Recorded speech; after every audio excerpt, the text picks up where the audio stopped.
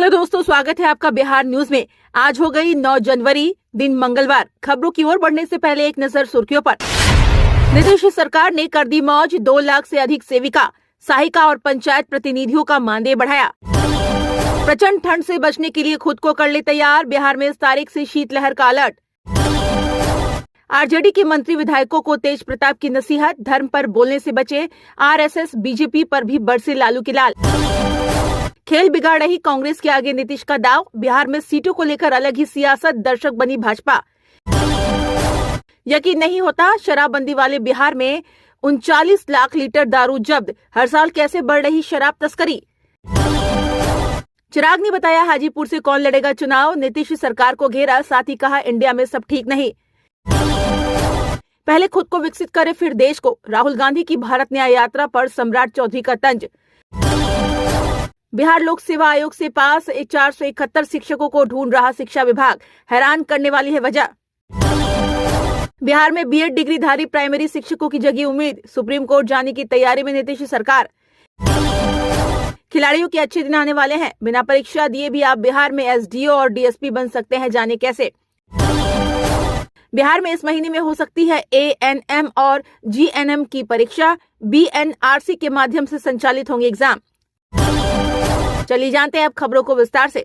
मुख्यमंत्री नीतीश कुमार की घोषणा के महज कुछ घंटों के बाद ही सरकार ने 2.5 लाख आंगनबाड़ी सेविका और सहायिका के साथ ही पंचायत प्रतिनिधियों के मानदेय में वृद्धि कर दी है। सरकार ने इनके देय भत्ता में 1 अप्रैल 2024 के प्रभाव से वृद्धि करने का निर्णय लिया है। आंगनबाड़ी सेविका को अभी 5,950 रुपए मिलते हैं, जिसे बढ़ाकर 7,000 रुपए किया गया है। इसी प्रकार सेविका को मिल रहे 2,975 रुपए को बढ़ाकर 4,000 रुपए किया गया है। वहीं पंचायत के मुखिया को 2,500 के स्थान पर 5,000, उप मुखिया को 1,200 रुपए की बजाय 2,500, ग्राम पंचायत सदस्यों को 500 के स्थान पर 800 मानदेय मिलेगा। इसी प्रकार ग्राम कचहरी सरपंच को 2,500 की बजाय 5,000, उप सरपंच को 1,200 की जगह 2,500 और पंच को 500 के बदले 800 रुपए का मानदेय मिलेगा। बिहार में भले ही इन दिनों सर्दी का सितम देखने को मिल रहा है, मगर जल्द ही राज्य में कड़ाके की ठंड का दौर शुरू होने वाला है। मौसम विभाग ने बिहार में शीतलहर और शीत दिवस का अलर्ट जारी किया है। 12 जनवरी से पछुआ के प्रभाव से कनकनी बढ़ेगी और तापमान में तेज गिरावट आएगी। मौसम विज्ञान केंद्र के आंकड़ों के अनुसार पटना सहित 20 जिलों के न्यूनतम तापमान में सोमवार को गिरावट आई। लालू यादव की पार्टी आरजेडी के विधायक और मंत्री विवादित बयानों की होड़ मची है। खासकर अयोध्या में राम मंदिर निर्माण और रामलला की प्राण प्रतिष्ठा को लेकर ये सिलसिला तेज हो गया। शिक्षा मंत्री चंद्रशेखर, विधायक फतेह बहादुर सिंह के बाद पिछड़ा कल्याण विभाग के मंत्री अनीता देवी ने कंट्रोवर्शियल स्पीच से हलचल मचा दिया। तेज प्रताप यादव ने कहा कि सबसे बड़ा धर्म इंसानियत का धर्म है और उसी का हम सबको अनुसरण करना चाहिए। हम सबसे यही कहना चाहते हैं कि किसी भी धर्म पर बोलने के पहले विचार करना चाहिए। जहां तक हो इन मुद्दों पर बोलने से बचना चाहिए। किसी की धार्मिक भावना को चोट पहुंचाना कहीं से ठीक नहीं है। बिहार में सीटों के बंटवारे पर इंडिया अलायंस का रुख क्या है, इसे लेकर भाजपा के बीच राजनीतिक स्तर पर चर्चाएं पहले भी हो चुकी है। अगर बिहार में महागठबंधन एक हो जाता है तो बिहार में त्रिकोणीय राजनीति भाजपा के लिए मुश्किलें खड़ी कर देगी। इसे लेकर गृह मंत्री अमित शाह और प्रधानमंत्री नरेंद्र की कई बैठकों में इसका तोड़ निकालने के लिए हर संभव प्रयास किया जा रहा है। मोदी ने मार्च में संभावित रूप से चुनाव की घोषणा से पहले योजना बनाई।